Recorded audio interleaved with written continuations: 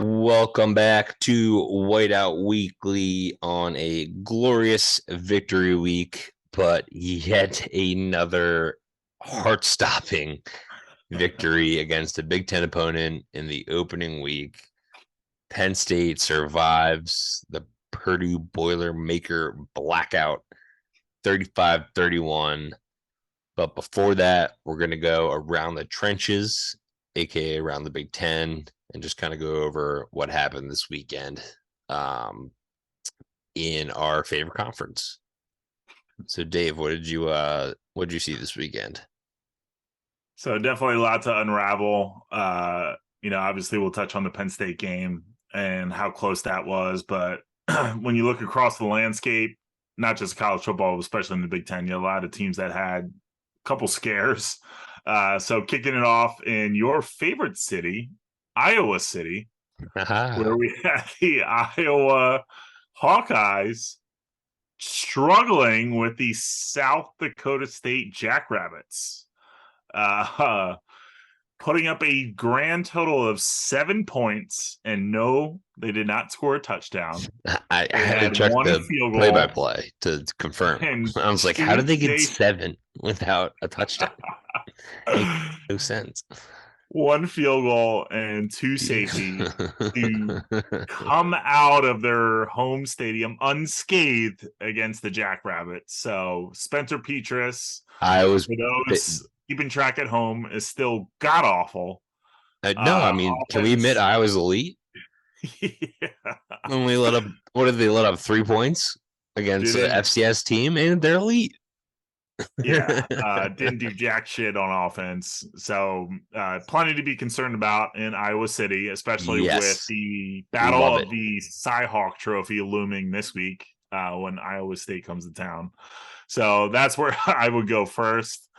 Um, Second of all, the primetime matchup, Ohio State Notre Dame, left. I know you, myself, and probably a lot to be desired there, especially when you look at our wallets. Because I think a lot of us were hammering that Ohio State 17 Yes, and a half. but my wallet is empty, but my heart is a little full, just Yeah. because you can see that Ohio State is a little vulnerable, even though it was the first week. They'll definitely get better throughout the season, but my Heisman picks from our first episode, Jackson Smith and Jigba, Mm-hmm. went down, which was not good. But yeah, I think they're gonna eventually get things going. But that was honestly, it did hurt our wallets hard. But in the end, it was probably a good thing for Penn State to see them vulnerable and see how a scheme or like a little strategy that you can possibly beat them with. Yeah, definitely a couple of ways to take that one. They won that ball game a different way than they're probably accustomed to. Notre Dame, take it for how you want. They were a top 5 team going into that game. CJ Stroud looked pretty average. Made some big time throws when he needed it. Very Didn't average. even see a whole lot from Travion Henderson. Was a pretty steady dose of Mayan Williams, second string running back who came in and was pretty clutch for them. Um, but at the end of the day, still came in on top. Scary part is that defense did look better with Jim Knowles at the helm coming over from Oklahoma State. So that's another thing Yeah. to keep an eye on. But at the end of the day, hey, they didn't blow them out like everyone intended. So still some hope, like you said, for Penn State and the rest of the Big Ten East and the Big Ten. And then lastly, for me, I'm looking at Michigan. So dominated in their home opener against Colorado State. Pretty lowly opponent. Um, the quarterback battle still ongoing. So you had Cade McNamara getting the start here. JJ McCarthy will get the start this week Yep. against Hawaii and should have a day. JJ McCarthy did coming Yeah. Yeah. in He played a relief little bit, and had right? some nice plays. Uh, I think the obvious choice here would be to go with McCarthy. I agree. But for I whatever agree. reason, it seems like Harbaugh still has some loyalty or still sticking with McNamara as Keep a going. former quarterback. Keep it So going. Yeah, so as a Penn State fan, I wouldn't mind seeing McNamara continue to be at the helm because I think McCarthy's obviously the more talented. But just something to keep an eye on there. Their next couple opponents, they got Hawaii rather, followed by Next. UConn. So not like it's a marquee opponent Okay. that's going to make a clear difference in that race, but it sounds like it is ongoing.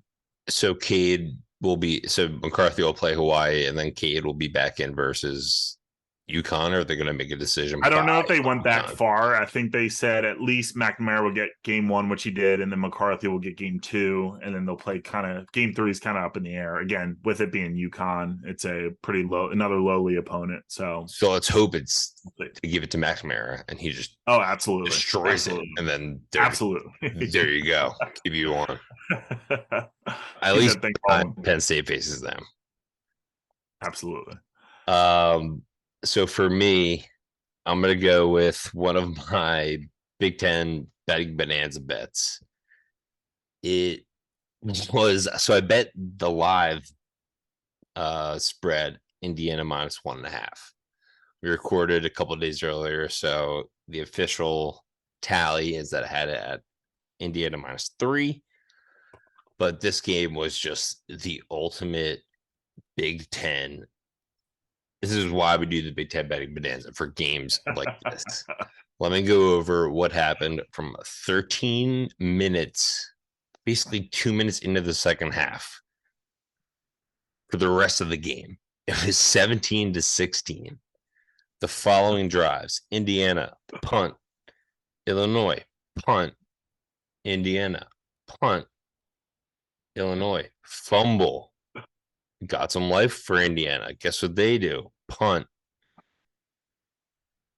And then the fourth quarter was just absolute mayhem.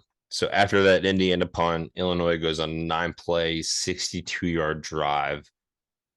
They were stopped 4 times within the 6-yard line for a turnover on downs. Goes back to Indiana, who then punts. Goes Illinois throws an interception back to Indiana, who then fumbles the ball back to Illinois. This is all in the fourth quarter. I'm just watching this, literally almost having a heart attack. Illinois, their kicker, they had terrible offensive possession. I think they went 3 and out, brought on their field goal unit. Their kicker, Caleb Griffin, the long of his career was 27 yards. This was for 48. Drills it down the middle.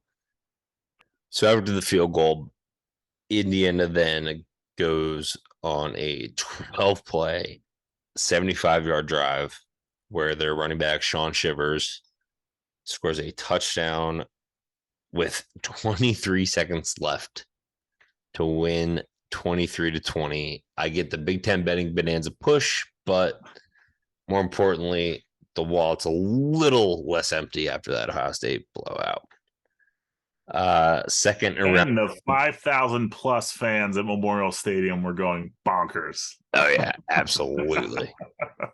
Wish I was there. Would have been one of them. Secondly, I got the tweet that we came across of the Rutgers fan with the jersey, fuck Penn State, PHUK, Penn State, number 66. First of all, if you're a man over, I would even say 24, and you're ordering a custom jersey, you're one of the lowlifes of the earth. I'm sorry. You're just a scumbag. Ordering a custom jersey at that age, like, come on. It's already weird enough wearing a jersey of another man. Like, you know what I mean? But then getting a custom one on top of that, like, that's just weird. But, I mean, I just have no reaction to this. We haven't paid a single cent of rent in Rutgers Head for 3 decades straight, and we've just dwelled there rent free. So keep hating us. We'll just keep kicking your ass every time we see you. Mm-hmm. And lastly, I want to give a big shout out to Joey Porter Jr. He was named the Bednarik Player of the Week with 8 solo tackles, 6 forced incompletions, including 5 pass breakups. He was absolutely targeted all game, 17 total targets. He only allowed 8 catches for 88 yards, no touchdowns, and had that incredible 99 Madden awareness recovery, fumble recovery on the sideline where he kept himself in bounds. That was just absolutely electric. So shout out to Joey Porter. And on that note, let's get into that absolutely electric finish at Purdue. There was, I mean, there's moments where I thought the season was over. There's moments where I thought we were a legit team. There was moments where I thought Drew Allar should be the quarterback for the rest of the game. There are moments where I was all over the place. Where were you at in this game? I definitely woke up Friday morning with gray hair, which seemed to have gone away. Just like you said, there was moments, particularly after that pick six, and probably a few others, where I was staring at the TV screen, preparing myself to continue to stare at a blank TV screen in disgust with the potential turnout. Definite joy that we came out on top. You know, I would compare it to last year with that Wisconsin game. Obviously, we were on the other end of this where we had the ball last, or not technically last, but basically had the last touchdown to go ahead. So a lot of mixed feelings in this game, a lot of things that I wanted to see, that was looking forward to, that didn't quite pan out. So definitely a mix of emotions, but at the end of the day, you want to know you got a conference road win, conference win. So I'll take that all day long heading here into week 2. Yeah, especially first week with, a lot of new guys at new positions. Everyone getting kind of used to the system. Hostile environment, night game, blackout. Definitely a lot to be desired in terms of the quarterback play, but I think I was very disappointed in our defensive line play. King Drew, that's how you pronounce his last name. 3.8 yards per carry, 2 touchdowns. His backup, Dylan Downing, went for 3.5 yards per carry. It just didn't seem like we had any sort of push on the D line in terms of our run defending and in terms of pass rushing. We had a total of 15 hurries, which wasn't that great. 2 sacks, which didn't come from defensive linemen, came from cornerback Johnny Dixon and Jonathan Sutherland, and only 2 quarterback hits from Chop Robinson and again Jonathan Sutherland. So, I mean, a lot to be desired in this defensive line in terms of getting to the quarterback, making them uncomfortable. Like we said last week, has to be a thing for this defense. Not only to help out our secondary, but just to stop the run and get the opposing quarterback just out of his rhythm. That's key in college football. But the one big takeaway I did have is Chop Robinson had the 3rd highest defensive grade according to PFF on the team. He had 2 hurries, a quarterback hit, 1 defensive stop, but he missed 2 tackles, finished with a 69.7 defensive grade according to PFF. So that was a bright spot, definitely, for me. Yeah, I think you could look at, what do you call it, freezing cold takes with my take on what the D-line would do this game. I think I was predicting at least 4 or 5 sacks. Obviously, that didn't come to fruition. Chop, I did really like what I saw out of him. He had that last drive pressure on Aiden, although he didn't get credit for the sack, but, he basically sacked him. So that was really encouraging to see. But like you said, didn't get the push that we were looking for. Yeah. PJ Mustafer, didn't necessarily play all the snaps, which you didn't expect given the injury that he was coming off of. Didn't hear his name a lot. You see some images, or when you go back and play back the film, there's instances where he's getting double team, triple team, which is, to be assumed. But Adisa Isaac still getting back into game action. Didn't see a lot out of him, although some signs were encouraging there. But again, I think Chop was definitely the bright spot on that line. Yeah. Played a lot of guys, not just on the D line, but throughout the game. A lot of young guys. I think 7 freshmen in total played. So looking at this D line, still a lot to be desired, especially coming up here against a very inferior MAC opponent, which we'll get into with Ohio, but not enough to say, oh my God, what's happening, but definitely not the progression that I would have liked to seen right here, right out the gate. I was expecting a lot more out of this group, especially looking at a quarterback who's slung the rock 58 times to not get him to the dirt, aside from, like you mentioned, Johnny Dixon, who's your corner, and Jonathan Sutherland, the linebacker spot. The only ones getting him design to the dirt. blitzes, basically, Yeah. Tarburton did have 4 hurries, but no QB hits or sacks. So, I mean, there was pressure on the quarterback, but just not consistent pressure. He was easily stepping away from it and making throws down the field. What was your biggest takeaway from that game? My biggest takeaway, I'm just going to get right into it, the quarterback play. So, Fair. Sean Clifford, he's a steady presence on this podcast and a lot of Penn Staters' minds. I give him all the credit in the world, right, for rebounding, leading us down, getting that win. But he's, I guess from my perspective, he's never improved.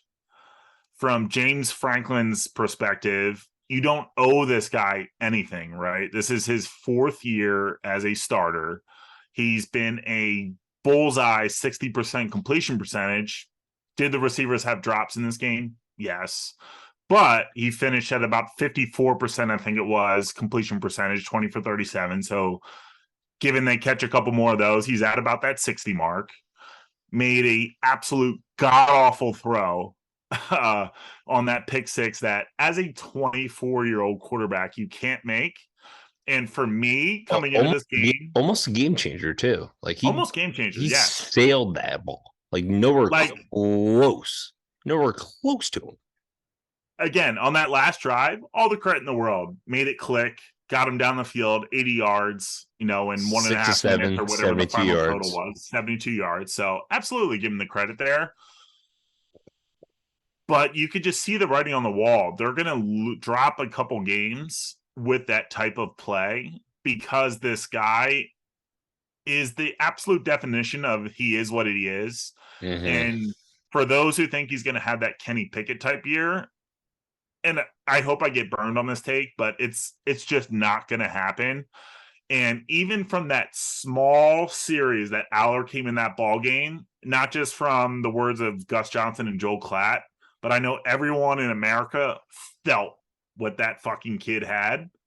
And I tell you, I kid you not, that incompletion of Tyler Warren, I've never watched an incomplete pass highlight more times in my life.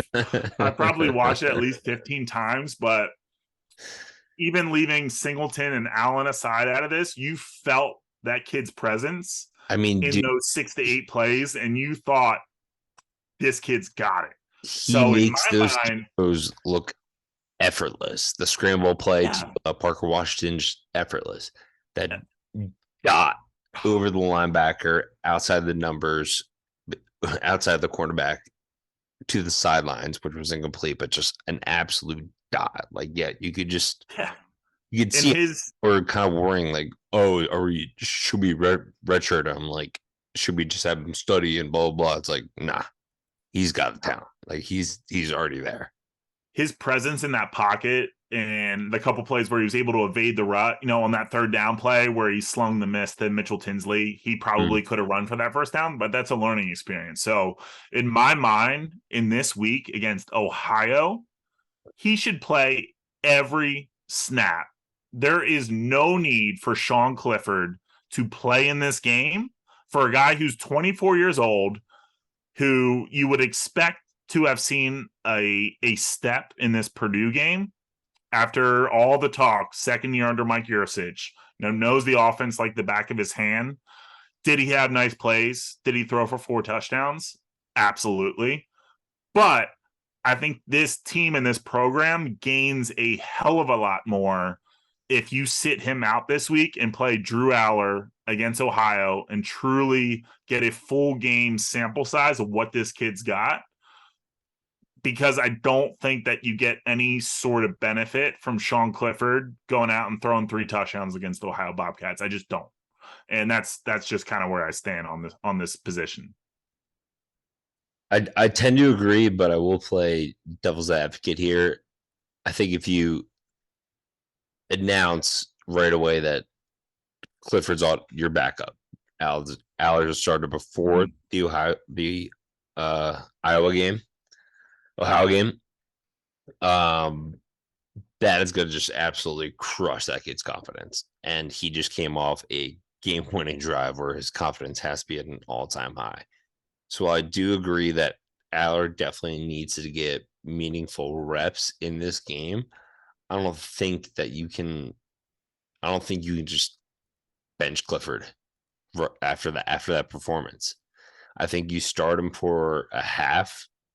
If he even sucks in the first quarter and isn't performing in the first quarter, put in Aller. But I think you should play a minimum of 1 half, no matter the score. Minimum 1 half. Second half should be Aller the rest of the way. Yeah, and listen, this goes back to our conversation, right? Of does Franklin have quote unquote the balls to do this? Do I expect Aller to start? Absolutely not. Do I expect Sean Clifford to be there under center from out of the gate? Absolutely. Yeah. From my perspective, if he comes in and if he has a horrible first drive, the tone I would send, I would yank his ass. Is that going to happen? Probably not. And that's another conversation, that we've had before and that can continue to have about Franklin. But I just think that you don't gain anything from playing Sean Clifford in this game. You already know what you're going to get out of him when you even looking ahead to the next weekend against Auburn. Again, you got a 6-year quarterback experience that you expect to help you manage through that hostile environment, and you're still going to be weary that he's going to make that errant throw when it matters. And it's really building upon the future, and Drew Allar is the future, and you just got to get him as many game reps as you can, and you take advantage of a terrible opponent that is Ohio. Yeah, and like we talked about, like despite the pop that Singleton showed, our run offensive is just still not there, not quite there just yet. And you don't want to see what we saw last year against Villanova, right? Where you had a lot of fans grumbling after that game, where you couldn't get push against an FCS opponent. Yeah, God forbid that happens again this week.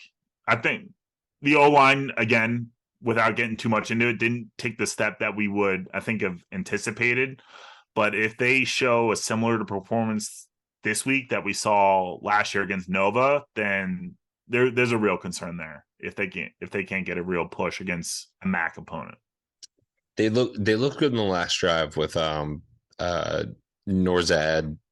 Shanu, Effner, Scruggs. Mm-hmm. That was a good unit, but they were kind of swapping people in and out throughout the game. But I thought that last drive, that unit was the one. And that's something to watch too with that right tackle battle. Caden Wallace, he could very well be looking behind him at Effner. I think Franklin said better, dude. Right after the game, I think Franklin, who very seldomly ever calls out players, said that Caden Wallace has a lot to work on. So I think that's definitely something to keep an eye on, that position might not be solidified. And you could see Bryce Effner sliding right into that right tackle spot. Yeah, that is not good. All right. Why isn't he benching him? Is he like that good of a locker room guy where it's like That's what I don't get. And that's what I was saying is you don't owe this guy jack shit. You've given him so many opportunities and he just is the same. Literally hasn't gotten any better in 4 years Yeah, since he took the reins. I guess that's the most frustrating part is you know exactly what you're going to get from him. And he'll give you the gritty wins, which he got last week. But he's also going to give you the heartbreak, or he's just going to get injured. I mean, the good thing steal a is this ball, year, or he's you going to know, steal there a is ball, fumble it, obviously turn right back out the in, gate. have a Yeah, I mean, right out the gate, you learn that it's not a Taquan Roberson situation where you have a capable backup. So that's the good news. But it's like, how many games do you allow him to lose you? I know, man, and that's first clip we ever put out this season. Like, Mm-hmm. does Franklin have the freaking Yeah, cojones to pull him when you need to? I He don't think he didn't. He does. didn't against Purdue, but we're down in the end. Thank God. Yeah. But it I mean, easily, then, it yeah. easily couldn't have. So moving on from that exciting victory to the game against the Ohio Bobcats, the home opener for the Nittany Lions, noon on ABC. Penn State is a 24.5 point favorite. The over under in that game is 53.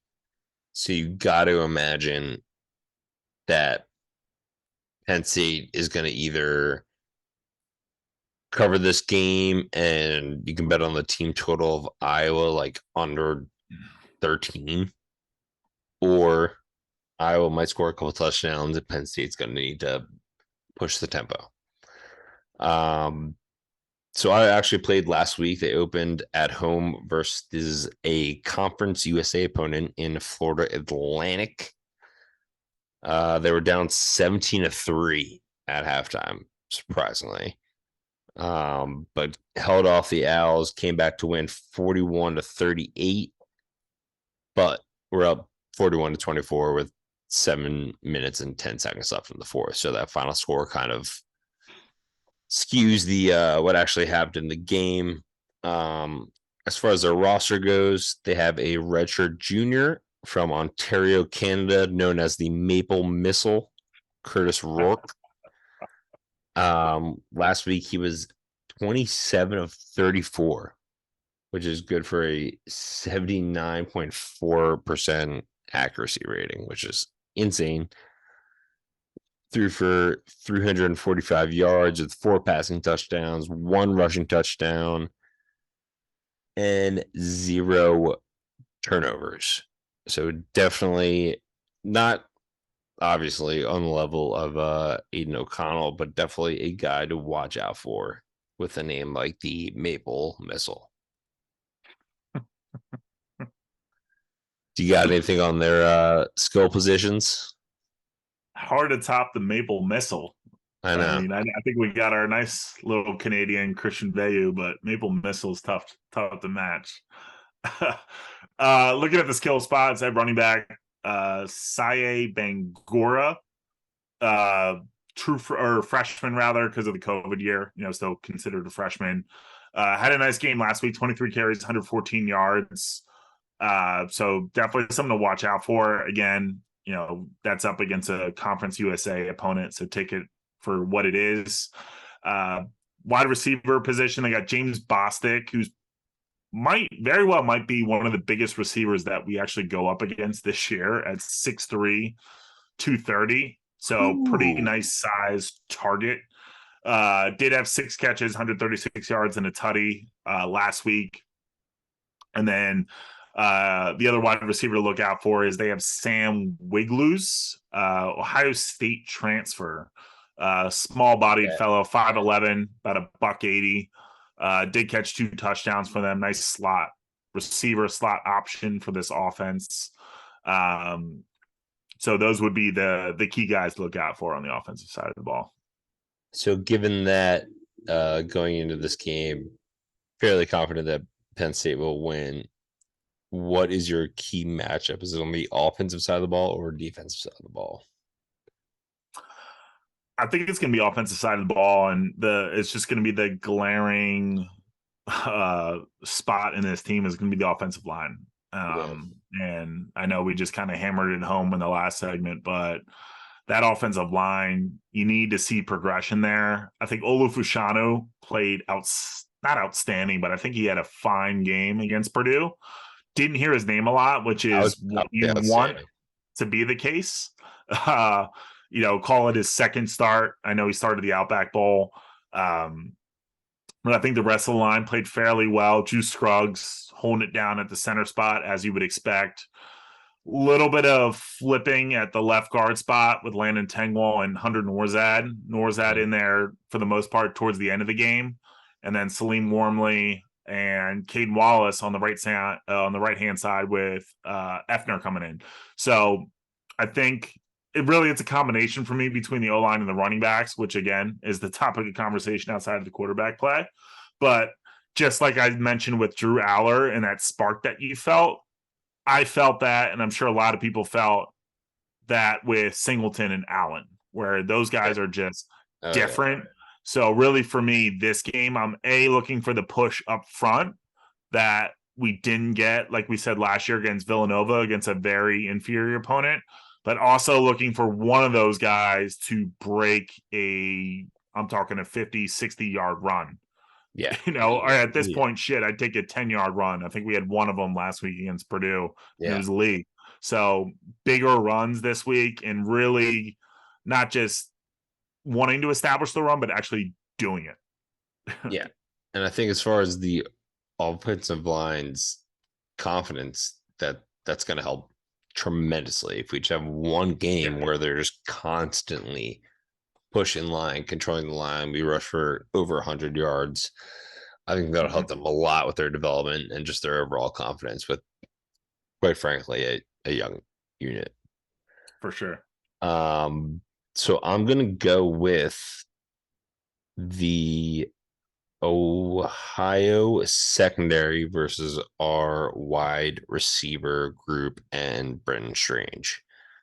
So last week, like you said, Conference USA opponent, and Cassie Perry, the grad transfer from Miami, threw for 364 yards, 5 passing touchdowns, was 24-42, good for a 57.1 accuracy percentage. Sorry about that. So he absolutely picked apart the secondary, and I kind of went in to see what the secondary was made of. And their total snap counts are literally all over the place. So you got their slot cornerback, number 20, Alvin Floyd. He's probably their best coverage cornerback. He allowed 1 catch on 3 targets for 4 yards after the catch. He'll most likely be on Parker Washington after we saw Washington play 50 snaps in the slot and only 8 out wide. So Washington might get shut down against him. I mean, it's obviously a MAC opponent, but this nickelback Floyd is the real deal. I think he's pretty good. Mm-hmm. However, I got 3 names that we can absolutely exploit on Saturday. Starting with redshirt senior cornerback, number 8, Justin Burchett. He played 45 snaps as a wide cornerback. He's 5'10", 181 pounds, and had a lowly, I've never seen this, 39.8 coverage grade via PFF. Absolutely terrible. He allowed 3 catches, all for first downs on 5 targets for 84 yards and a touchdown. Him and redshirt sophomore Roman Parody, number 4, they kind of split time because I think the Ohio State or the Ohio staff kind of saw that he was struggling. Mm-hmm. So they put him in for 42 snaps as wide corner. He allowed 5 catches, all for first downs on 7 targets for 44 yards and a touchdown, but had 1 pass breakup.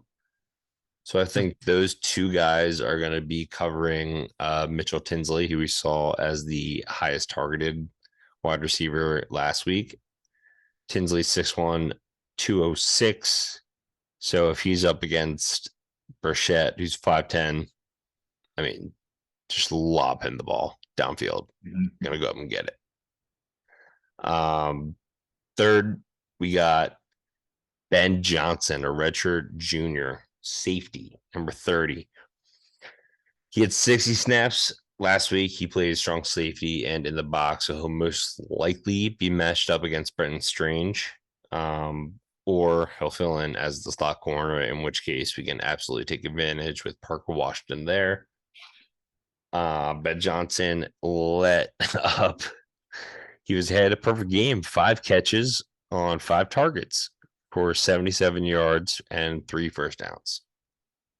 So yet another guy to exploit, and he actually had a worse coverage grade than Burchett. 32.6. Which, if you've ever been to school, that's a failing grade.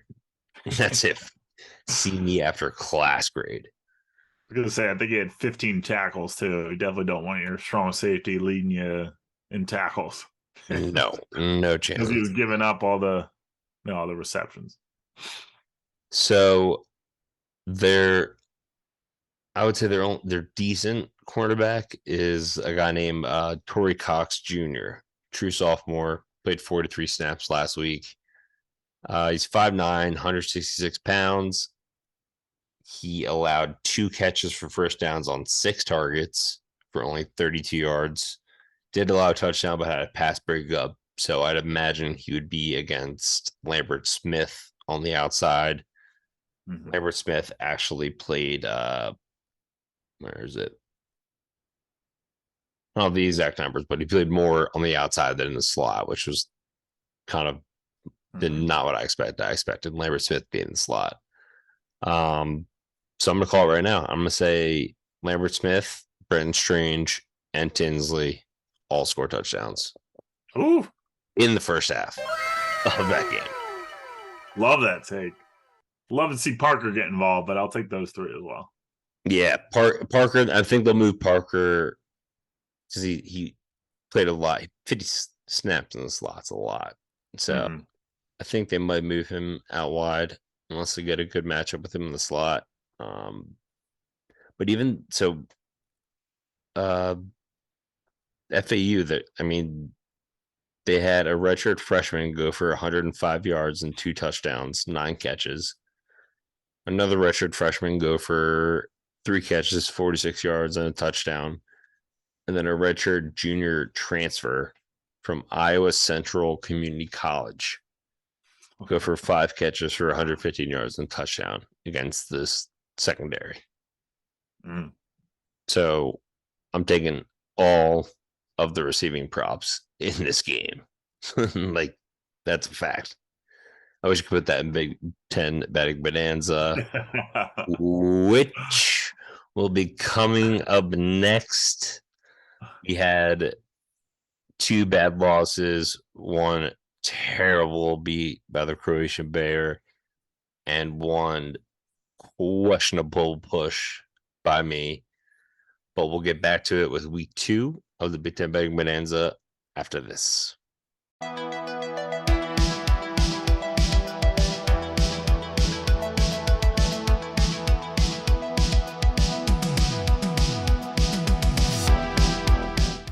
Welcome back to the greatest betting competition of all time, the Big Ten Betting Bonanza.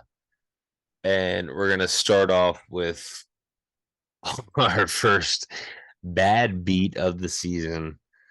Unfortunately for Dave, Maryland was minus 23.5. They were up 31-7. Buffalo has the ball in Maryland territory. There's 6:07 left in the fourth quarter, and Buffalo decides to kick a field goal and cover the game rather than go for the much harder touchdown and then rely on the field goal later if they're thinking about coming back. But yeah, that happened. That happened to Dave. Total loser energy from Buffalo. Loser energy on that one. Fuck Buffalo. The biggest. And then I had, I mean, if we just bet it freaking 24 hours later, I would have won it. But that awful push for Indiana ended up working out because I would rather have a push than a loss. So as we stand, we both are at +1. Riveting. Dave was 1-2 last week, minus 1.05 units. I was pretty impressive. 1-1-1, down 1/10 of a unit. So breaking even week one, which I love because I usually suck betting week one college football. So Dave, I went first last week. Why don't you go ahead and do the honors of giving us the first pick of week 2 of the Big Ten Betting Bonanza? So I'm going to go back to the well, to the team that boned me last week, and it's not Maryland. I'm going back to the Buckeye well. Okay. You know, I'm a sucker for big lines. I got the Buckeyes minus 43.5 against the Arkansas State Red Wolves. You're not taking the first half line? What's that?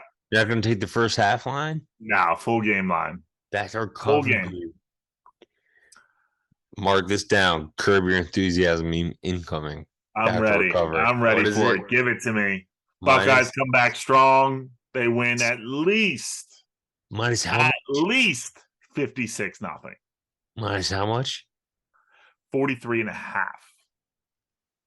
Okay. I'm praying for you. I'm sitting away. I was gonna do first half, but I'm sitting away from Ohio State just because of how they scored me last week. My first pick is gonna be a team I faded last week, but I'm going back to them because I like taking teams that didn't cover the week before. So I'm going Illinois minus 4.5 against Virginia. Chase Brown this season has been absolutely unreal. 151 his first game, 199 against Indiana. UVA allowed 4.9 yards per carry against the Richmond Spiders. So just imagine what Chase Brown's going to do. Illinois minus 4.5. Book it. Yeah, I like that pick. All right. Pick number 2. Mentioned a little bit previously. I'm going to the battle for the Cy-Hawk Trophy for the great state of Iowa. I am going with the Cyclones. Yeah. Outright. Love it. Money line. Ooh. +3, +145 dogs. The disrespect in that line. Cyclones all over the Hawkeyes in this one. Wow. Give me the Cyclones straight up. Outright. That'd be a +3 point total. I'm gonna stick with that game. I looked at the spread. So after Iowa wins 7-3 against South Dakota State, and I believe Iowa State beat, let me check here, Southeastern Missouri State 42-10. Mm-hmm. You'd think Iowa State would have the edge there. Mm-hmm. But somehow the spread's Iowa -3, even though they just shat the bed against last week. Mm-hmm. So I'm going to go with a good old-fashioned Big Ten bash and just go under 40.5 in that game as my second pick. I have said it time and time again. I hate the state of Iowa. Go kick rocks. This game's going to be like 6-3. I don't even care. Still no touchdowns. Baseball sport. Everyone in Iowa can enjoy it. 8-2 game. Congratulations. Field of dreams, baby. Screw Iowa. I'm kidding. I'm kidding. Never met a malicious person from Iowa in my entire life. Out of 2 total. I was gonna say, have you met a person from Iowa? 2 people total. Family members. All uh, right. here's a pick. Pick number 3. I am gonna go with the Michigan Wolverines. Big spread here against the Hawaii Rainbow Warriors, but I'm gonna take the under in this one. 67.5. Michigan spread 51.5. Yeah. I wouldn't doubt if they covered that, but I could see this ball game being, I don't know, 58-7, 59-7, and that still gives me the cover. So that's a big spread. That's tough. It's just really going to be a matter of how much does Michigan score. So yeah, I'm going to go ahead and 60 under 67. Under 67.5. Okay. So let's say, so going by touchdowns, you'd say Michigan gets 56, maybe 8 scores. So then you're looking at, Hawaii is to get 10 or under. Yeah, that to be under. Which I mean, they could, or I mean, Hey, traveling from Hawaii to Ann Arbor, a little bit of jet lag in there too. True, and for some reason I always think Hawaii is the Cole McDonald days where they were just fucking slinging it, just hard offense. So it's probably a good call there. So that was under 50 or 67. Excuse me. By the way, 3 under picks. 3 this season. We were in over squad last year. We're learning our lessons. Yeah. You're living and learning, baby. I am going to go with another first half spread. It's not going to be Ohio State. It's not going to be Iowa State. I refuse to even look at. I'm not even going to look at that game. Not even going to come across my brain. Just despise that state. I'm going to go with the Michigan State Spartans first half spread against Akron. So last week, the Spartans were up 21-3 against the Western Michigan Broncos, and then Western Michigan kind of made it a game towards the end. Ended up losing 35-13. That full game spread is 34, which honestly would take, but I think the first half spread of 21 is a little safer, only because Akron beat St. Francis in PA. St. Francis Red Flash in overtime, 30-23. So Akron's not it this year. So I got Michigan State minus 21, 3 touchdowns, first half spread. And that will do Michigan. Nice to see the Spartans branching outside of the Michigan borders for their non-con game and not just suiting up to play Eastern Michigan this week. So glad to see that. Going all the way to Ohio so far. It's very bold. That will do it for week 2 of the Big Ten Betting Bonanza. Make sure to follow us once we get hot, or tail us once we get really cold. And once again, we appreciate you guys for listening and tuning in. We love doing this. We're going to keep tuning on episodes, and excited for this hopeful bloodbath of a game against the Ohio Bobcats coming up. Thanks, guys.